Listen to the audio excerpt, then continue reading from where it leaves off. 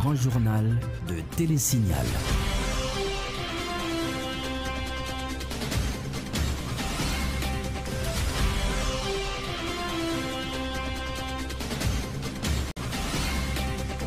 Mesdames, Messieurs, bonjour, bonsoir, bienvenue pour cette nouvelle édition du Grand Journal sur Télésignal. Excellent week-end, merci d'être avec nous. Au sommaire de l'actualité, une commission consultative de 10 membres chargée d'identifier la solution la plus crédible pour résoudre la crise préélectorale et faire des recommandations appropriées au chef de l'État. Elle a été créée ce vendredi par arrêté présidentiel et a jusqu'au 5 décembre prochain pour rendre son travail. Au sommaire également, les agents de l'ordre n'ont pas sorti les grands moyens pour calmer les proches de l'opposition qui ont violemment manifesté ce vendredi à Port-au-Prince. La manifestation qui visait à réclamer la libération des prisonniers dits politiques et le départ de l'équipe au pouvoir n'est pas parvenu à destination. Parallèlement, des milliers de partisans du pouvoir ont gagné les rues dans la ville des Gonaïves, dans l'Artibonite, pour demander aux sénateurs de voter la loi électorale amendée. Une initiative du parti politique Haïti en Action, AAA, dirigée par le conseiller du président Martelly, Yuri Latortue. Autre point de l'actualité, le gouverneur de la Banque centrale tente de rassurer la population inquiète face à la dévaluation accélérée de la gourde par rapport au dollar américain. Des mesures ont déjà été adoptées et leurs résultats sont déjà visibles, explique Charles Castel.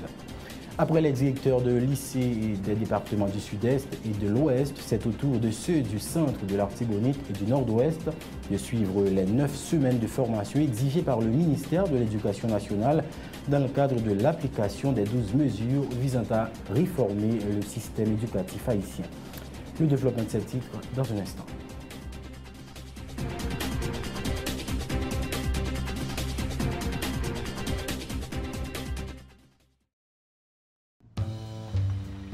Ça n'a pas passé en bas du tout. Mais c'est ça, où, monsieur? Ça a été là, il y a un boss. On va au testail. Attention derrière, pas vraiment.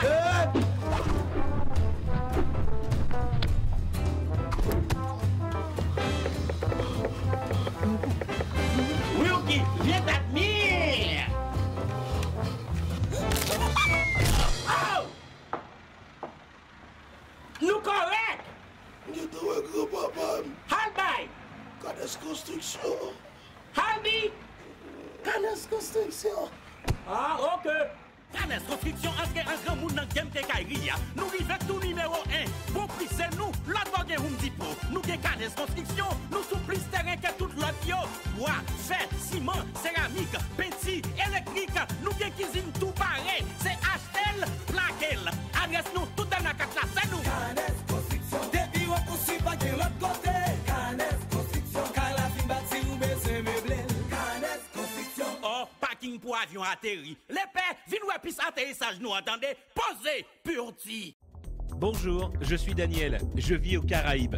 Malheureusement, quand il s'agit de shopping, je suis toujours à court de choix. Par exemple, la recherche d'un cadeau pour ma copine, ou un lecteur MP3, ou même un casque. Grâce à eShopper Express, je peux maintenant faire mes courses en ligne. Les expéditions internationales de magasins en ligne étant si chères et souvent non disponibles, eShopper Express donne l'opportunité à ceux vivant hors des États-Unis de faire des emplettes comme s'ils y étaient. Il suffit d'aller sur le site www.eshopperexpress.com, ouvrir un compte gratuit et voilà, vous recevrez votre propre adresse aux États-Unis. N'oubliez pas d'utiliser votre adresse aux États-Unis pour tous vos achats en ligne. eShopper Express vous informera dès l'arrivée de vos colis chez eux par courrier électronique. Une fois votre colis arrivé, vous aurez la possibilité de demander l'acheminement immédiat chez vous ou à votre bureau, ou de mettre vos paquets en attente si vous en attendez d'autres. Vous pouvez alors demander la consolidation de vos paquets en un seul envoi. La consolidation peut vous faire économiser jusqu'à 50% sur les frais d'expédition internationaux. Incroyable! eShopper Express livrera vos colis à votre porte en quelques jours. Pas de soucis, pas de risque, pas de maux de tête. Pour plus d'informations, accédez à www.eshopperexpress.com. Bonne lecture avec bonne information, c'est ça qui parle des pays ou avec éducation petite ou. Parents yo, je n'ai pas chez les pour tout le monde regarde s'il gagne. C'est Wanito, une beauté nouvelle, la mes amis, faut qu'il gagne. Hologramme Henri Deschamps. C'est livre ça qui bon, c'est la donne qu'on étudie. La maison Henri Deschamps, c'est la gueule qui bon qualité. Dans chaque département, il y a un distributeur autorisé. Original la sous de gros hologramme bien éclairé. Parents yo, de n'a pas chez livre pour si mon yo gâte il gagne. Hologramme Henri Deschamps. Parents yo, s'il veut payer une vente, c'est pour petit nous bonbons d'aimer. Hologramme Henri Deschamps. Bien gardé oui pour ne pas prendre un faux livre. Original livre Henri Deschamps, gon hologramme sous les cap changer couleur. Sans arrêter.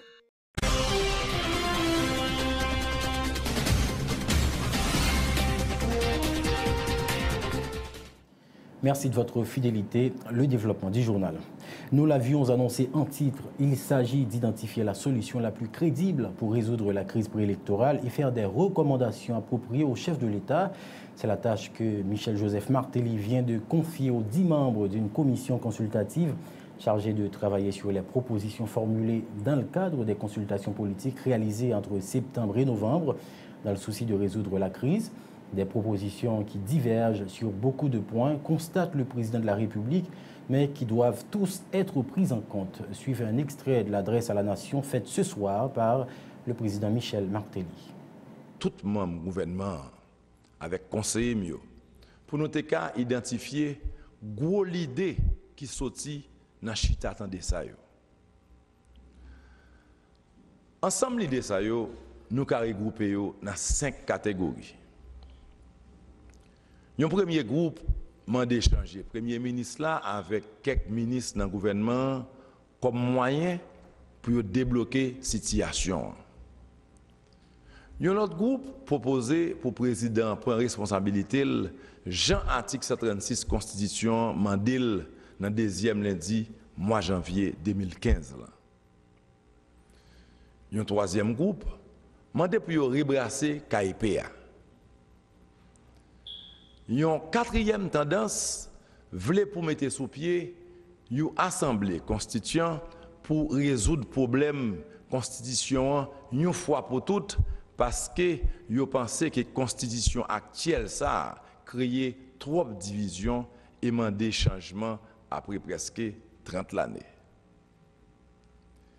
Il y a un dernier groupe qui recommandait prolonger le mandat parlementaire ou bien encore mettre sous pied un conseil que le gouvernement a dû consulter dans la place parlement, la prend une grosse décision. Mes amis, le pays a divisé. Problème yo en pile, problème yo compliqué. Dans l'esprit, pour nous rassembler plus de monde possible autour de décision que moi-même, moi, pas le grain pour me prendre. Moi, décidé de mettre sous pied une commission consultative avec des personnalités crédibles, honnêtes, que la société a fait confiance. La commission ça pour ramasser tout résultat de consultation pour faire une recommandation pour moi prendre une décision qui est plus bon et qui permet la situation débloquer tout bon vrai. Moi, la commission ça 8 jours pour faire une recommandation. Je remercie la population pour la patience, la compréhension avec maturité politique. Je continue à être ouvert et à l'écoute de tout petit pays. Entre-temps, je continue à demander pour le Parlement voter loi électorale. C'est notre tête ensemble, nous continuons le travail pour Haïti qui a campé sous 2 pieds. Merci un peu. Bon Dieu béni Haïti. Il faut dire que divers secteurs sont représentés au sein de la commission consultative créée par le président de la République pour rendre une synthèse des propositions des différents secteurs de la vie nationale. Syndicalistes, historiens, avocats, entrepreneurs et anciens parlementaires des deux sexes ont jusqu'au 5 décembre prochain pour soumettre le résultat de leur travail. Le ministre de la Communication, Roudier Rivaux, nous lit l'arrêté portant sur la création de la commission. La commission consultative est ainsi composée. Monsieur Gérard Goug, Monseigneur Patrick Harris, Monsieur Evans Paul, Pasteur Chavannes Jeune, Monsieur Paul Loulou Chéri, Madame Odette Roy-Fonbrun, Monsieur Gabriel Fortuné, Monsieur Réginald Boulos, Monsieur Rony Mondestin, Monsieur Charles Suffra, Monseigneur Auger Beauvoir. Article 3. La commission consultative présentera son rapport dans un délai de 8 jours à partir de la publication du présent arrêté. Article 4. L'État, à travers le secrétariat général de la présidence, met à la disposition de la commission consultative les moyens humains, matériels et logistiques nécessaires à l'accomplissement de son mandat. Et toujours dans le cadre des propositions, le consortium des partis politiques salue la décision du chef de l'État de mettre fin à la série de consultations initiée depuis le 22 septembre dernier avec d'autres secteurs de la vie nationale. Le porte-parole du consortium, Fidnel Monchéri, qui a applaudi la démarche du président de la République, affirme que les discussions se sont déroulées dans une ambiance démocratique. M. Monchéri dit regretter que des entités politiques de l'opposition, pourtant invitées à prendre part aux discussions, ont boudé à plusieurs reprises l'invitation de l'exécutif et ont choisi de gagner les rues pour faire passer leurs revendications. Fidnel Monchéri dit attendre la synthèse des consultations annoncées par le chef de l'État. Ces déclarations au micro de Fridjine, Vanessa Dolciné et Défisé Mathieu. Après près de 2 mois de rencontres systématiques avec certaines interruptions, parfois, il estime que il rencontrer majorité de monde pour rencontrer, bien que il y ait des secteurs choisis délibérément à 3 ou bien 2 reprises par répondre à rendez-vous ça. C'est tout à fait normal pour que le chef d'État mette fin à la consultation et par la suite maintenant pour faire un compte rendu qu'on cabrele synthèse, qu'on cabrele un document final de toute rencontre que il a fait. Et nous constatons que l'ensemble d'organisations politiques qui te répondent à rendez-vous ça, bagaille déroulé tellement dans l'ambiance démocratique, il y a des gens qui proposent le président pour le démissionner, il y a des gens qui proposent pour le premier ministre aller, pour le Parlement arrêter, pour le Parlement craser. Donc c'était une ambiance démocratique, conviviale qui était gagnée entre tout le monde qui était rencontré avec le chef de l'État. Mais consultation n'a pas durer une éternité. Entre-temps, nous attendons que le président prononce de façon définitive sur différentes rencontres qu'il fait au niveau palais national et l'autre côté qu'il est allé pour te rencontrer citoyens qui fait politique dans le pays qui ne répondent et pas répondant, pas engagé exécutif là, ni engagé monde qui pas venir. Dans ce cas, il y a pile de monde qui estime que c'est une bonne chose rencontre ça et y a tant de rapports chef de l'État. Et entre-temps, il y a des récalcitrants qui à travers les rues qui manifesté, qui protesté, qui contesté et souvent de fois nous estimons que il y a des choses qui fait qui pas bon. Toujours dans le cadre de la conjoncture, la solution à la crise politique actuelle passe par la démission du Premier ministre, la formation d'un gouvernement provisoire, le départ du président du Conseil supérieur du pouvoir judiciaire et la mise sur pied d'un nouveau Conseil électoral provisoire, selon le sénateur Moïse Jean-Charles, farouche opposant au régime en place. Réagissant sur les déclarations laissant croire que le chef de l'État va diriger le pays par décret après le 12 janvier 2015, date à partir de laquelle le Parlement sera dysfonctionnel, le sénateur Moïse Jean-Charles brandit l'article 285-1 de la Constitution amendée pour justifier que Michel Martelly ne pourra jamais présider le pays par décret. Le sénateur Moïse Jean-Charles était l'invité du jour à Réveil Info sur Signal FM ce vendredi. On l'écoute. Pour capable de retirer tête, pour retirer tête, la pas faire plusieurs bagailles.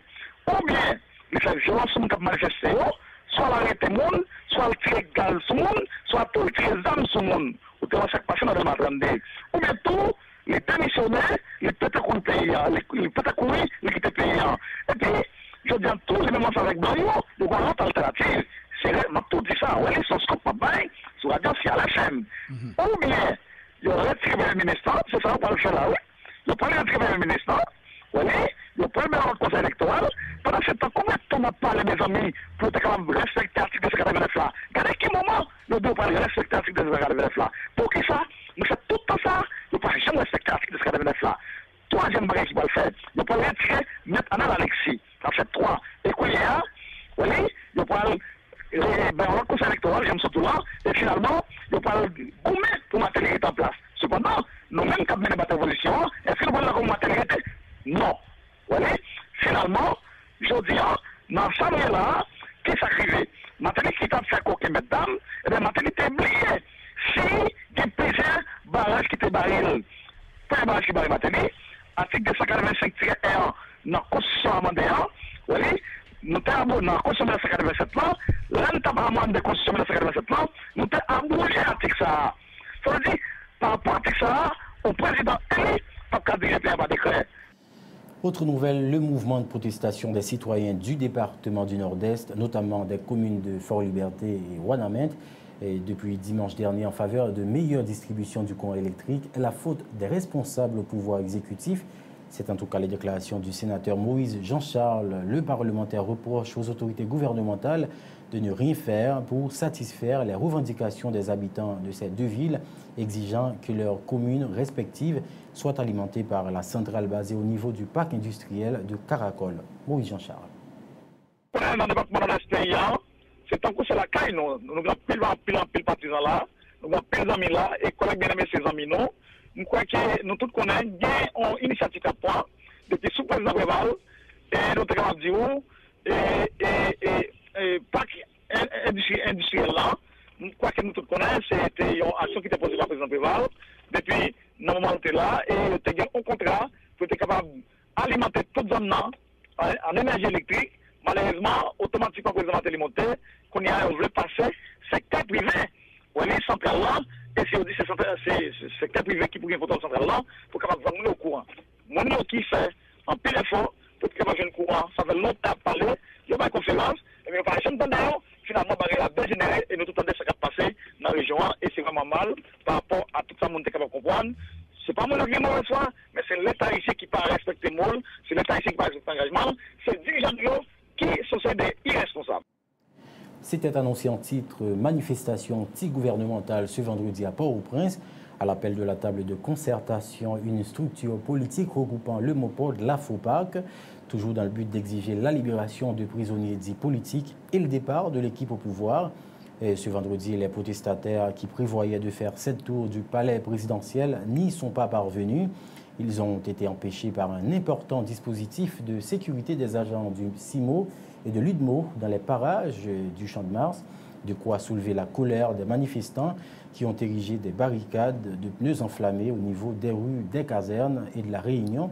Reportage du Kenson Lazare et Yvon Séide, François Samus Dafiti.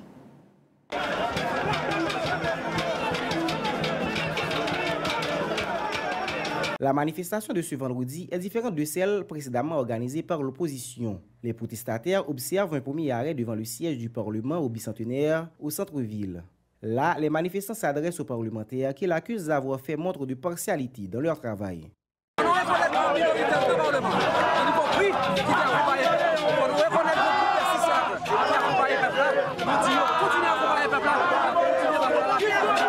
Laissant le palais législatif, les manifestants mettent le cap vers la primature. Le dispositif de sécurité mis en place par les policiers les empêche de s'approcher du bureau du Premier ministre Laurent Salvador Lamotte. Une fois de plus, il exige la démission du cabinet ministériel dans sa totalité. Si pouvoir ça pas veut tendre ou pas veut Laurent Lamotte, peuple qui dit le pas veut Matelian, tous les deux sont obligés d'aller. La troisième station, le parquet de Port-au-Prince. Devant ce bâtiment, ils réclament la libération de leurs camarades qu'ils considèrent comme des prisonniers politiques.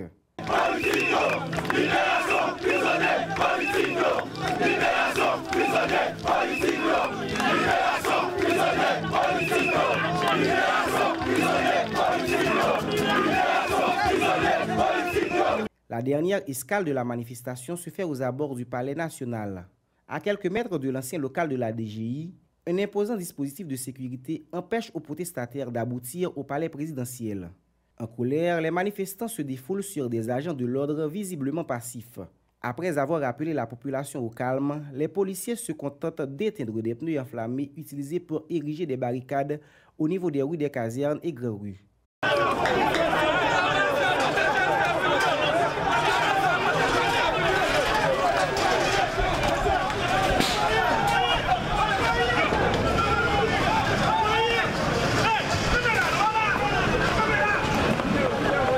C'est comme ça manifestation écrasée sans responsable opposition yo pas atteint l'objectif final yo qui était arrivé devant palais national pour aller délivrer un message by président Mateli. Faut que nous dit manifestation te gen deux branches. Yon sorti Bel-Air, yon l'autre devant l'église Saint-Jean-Bosco. Des branches yo contré devant Perpétuel sous Bel-Air. Après ça, manifestation te prend direction sur Lino, corridor Bastia et puis sans fil. L'air li fin sorti de lycée Pétion, descendre rue des Casernes pour aller passer sous Bicentenaire avant li remonter rue des Casernes côté toute bagaille fini sans la police pas utiliser gros moyens li yo. Parallèlement, une manifestation pro-gouvernementale a été réalisée ce vendredi dans la ville d'Aigues-Naïves à l'initiative du parti politique Haïti en Action AAA, de l'actuel conseiller spécial du chef de l'État, l'ancien sénateur Yuri Latortue. Les supporters du pouvoir en place entendaient ainsi exiger des sénateurs, en particulier ceux du groupe des 6, le vote des amendements à la loi électorale en vue de dénouer la crise préélectorale. Cette manifestation ayant à sa tête l'ancien sénateur Yuri Latortue s'est déroulée sans aucun incident majeur. Détail avec Gilbert Siméon, correspondant permanent de Radio Télésignal au Gonaïf. Yo te sillonné diverses rues dans la cité indépendance en bas, sécurité, agents, UDMO, dans le commissariat Gonaïf Black qui ont même été mobilisés pour que yo te capable de sécuriser manifestants yo qui yo même t'a demandé pour capable de faire dans le pays d'Haïti et il a coré pour voir le chef d'infanterie avec M. Laurent Lamotte, il dit qu'il fait un bon travail. Jusqu'à présent, il n'a pas reproché le rien. Il dit que l'équipe en plaçant a bien géré le pays. Manifestation, ça a été réuni plusieurs milliers de monde qui eux-mêmes descendent dans la rue pour que ils soient capables de faire diverses revendications. Manifestation, ça là, joignent appui plusieurs autres organisation qui là a milité au niveau de la ville naïve, mais capable de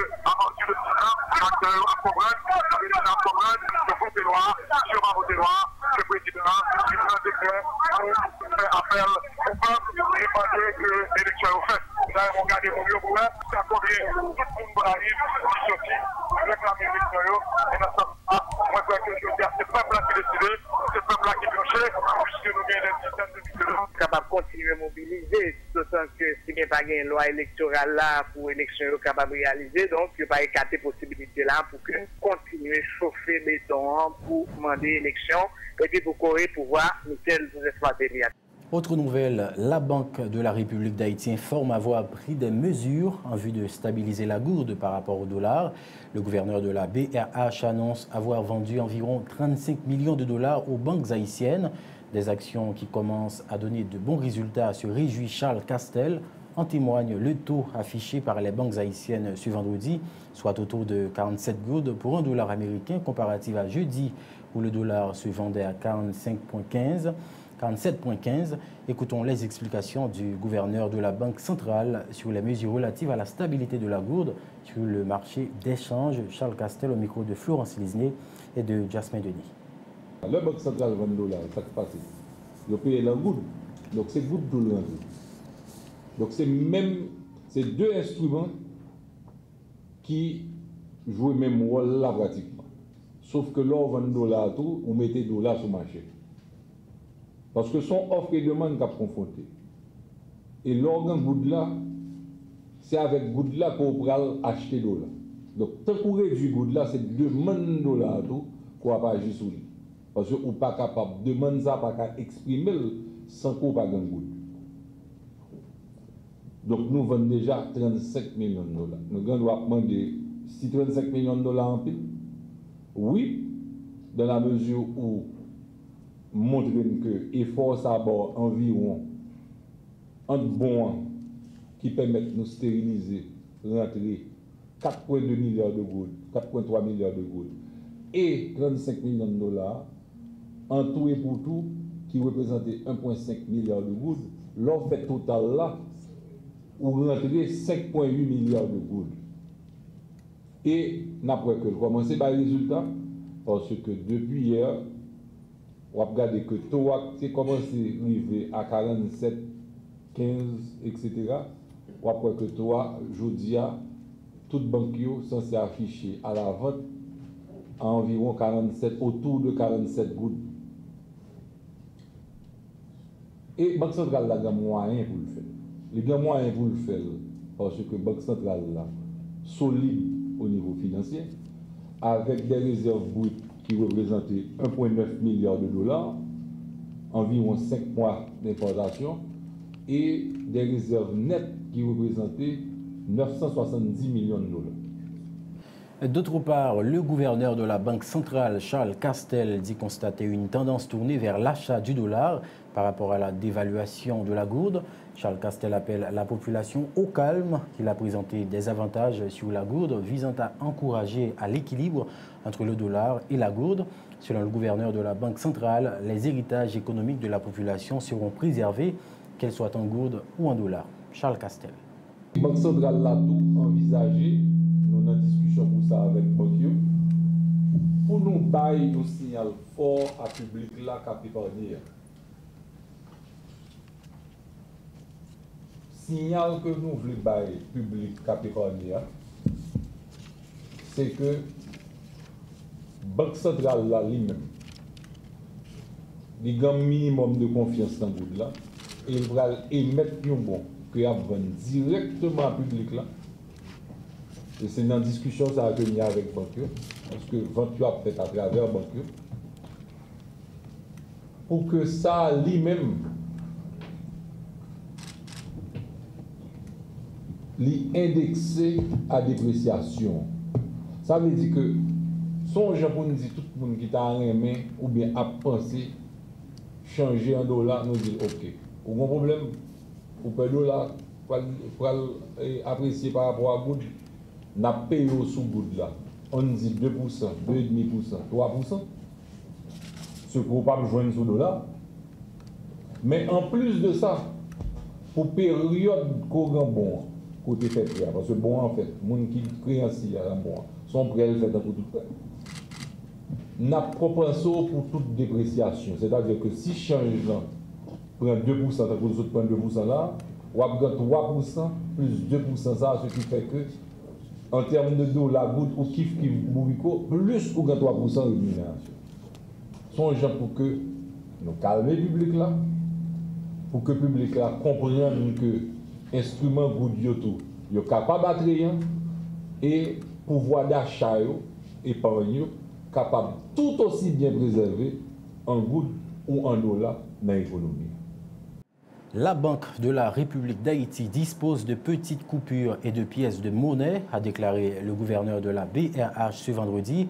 Charles Castel, qui rend les banques commerciales haïtiennes responsables de la rareté de la monnaie sur le marché local, invite la population à exiger les petites coupures et les pièces sur les caisses. Le gouverneur de la BRH, Charles Castel, est au micro de Florence Lisney et de Jasmine Denis. Donc, nous arrivons au stade où le banque commande un billet. N'a pas le temps pour pas de tomates à beurre. Ou pas acheter pas de tomates sans beurre, c'est même genre. L'homme de billets n'a gagné un jeune apprenti pour que ou acheter ou venir prendre en main nous bon 1000 gouttes, nous bon 500, mais ou a jouer 10 gouttes là tout et nous allons observer tout rythme d'utilisation et de demande bancaire sous ça. Et m'appeler banque tout a beaucoup plus de responsabilité sous question. Et même, je n'ai aucun scrupule là pour que me parle comme ça. Parce que son conversation que nous avons avec eux depuis longtemps. Parce que banque a une licence pour le faire banque. Et ça n'a pas fait de plaisir du tout au niveau banque centrale lorsque une question banque campée, et ça arrive plusieurs fois. Question banque campée pour le jour, banque centrale va gagner. Ou bien banque centrale va bailler. Il est revenu ici là, il a joué que c'est pièce 5 gouttes, que c'est adoquin 1 goutte, que c'est 50 copes, que c'est 20 copes, que c'est 5 copes. C'est ça que fait le monde a baillé sur dans la rue. Mais même, Et on m'a vraiment content pour poser cette question. Parce que je n'ai pas songé pour m'adresser ça.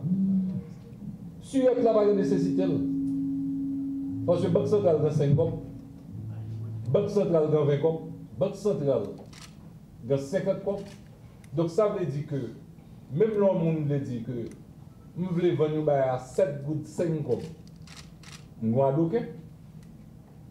2 adoquins, nous avons 5 gouttes. Nous avons 2 adoquins, 1 goutte, nous avons 5 gouttes. Dans un instant.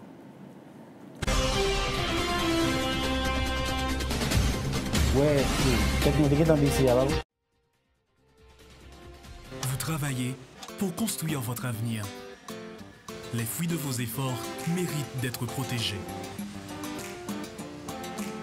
Tous vos investissements, chaque employé dévoué, chaque précieuse acquisition, aujourd'hui et pour les générations futures, un malheur est vite arrivé. Soyez prêts, car les conséquences pour vous peuvent être dévastatrices. Avec la AIC à vos côtés, vous pouvez affronter sereinement les surprises que vous réserve la vie. Retombez sur vos pieds. Inutile de tout recommencer. AIC est votre filet de sécurité. Vous créez la richesse, nous la protégeons.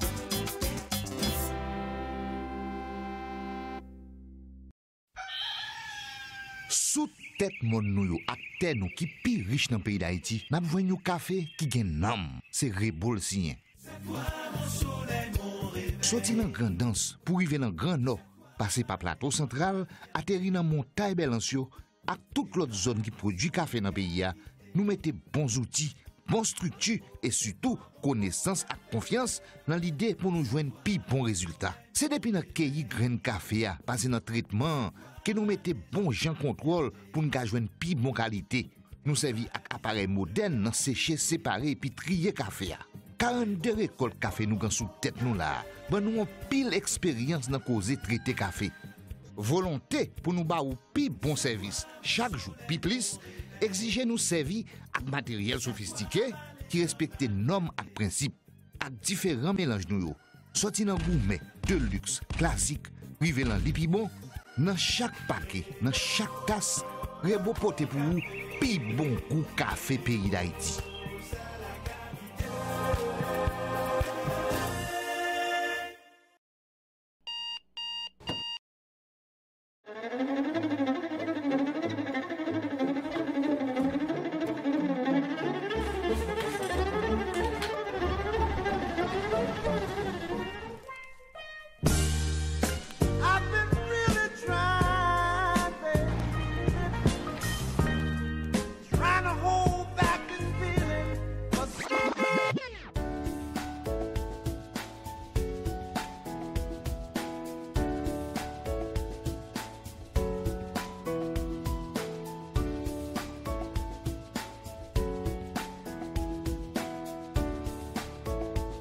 Démaquillant, lotion après rasage et lotion rafraîchissante.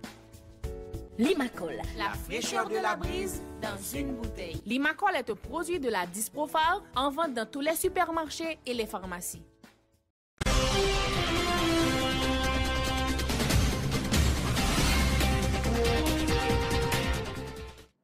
Merci de votre fidélité. De retour à l'actualité, le ministère de la Planification et de la Coopération externe a lancé ce vendredi à Pétionville le module de gestion de l'aide externe, une base de données interactive en ligne sur le financement et la gestion de l'aide internationale. Cet outil, financé par la communauté internationale, est déjà installé dans tous les ministères. Il vise à faciliter une meilleure coordination de l'aide étrangère dans le pays, selon le directeur général du MPCE, Giovanni Dorélien. Et toujours dans le cadre du même dossier, le directeur de la coordination de l'aide externe au développement, CAED, qui a déjà fait l'expérience du module de gestion et de l'aide externe, appelle tous les bailleurs de fonds internationaux à mieux coordonner leurs actions. Joseph Andy René explique que cet instrument offre la possibilité de faire le suivi et l'évaluation de l'aide internationale ainsi que son intégration dans le budget national. Il tend également à promouvoir la transparence et une gestion rationnelle des fonds. Les explications de Joseph Andy René au micro de Tamara Oyongao. Je suis heureux de constater qu'aujourd'hui, l'un de ces engagements qui avait été pris au cours du dernier comité de l'efficacité de l'aide est finalement, on voit jour, est respecté avec le lancement public de cet outil qui est le module de gestion de l'efficacité de l'aide. Je suis certain que tant au niveau des bailleurs et au niveau des différentes institutions gouvernementales, cet engagement va continuer par un apport continu à la base de données et un échange de toutes les informations relatives aux différents projets financés par l'aide externe.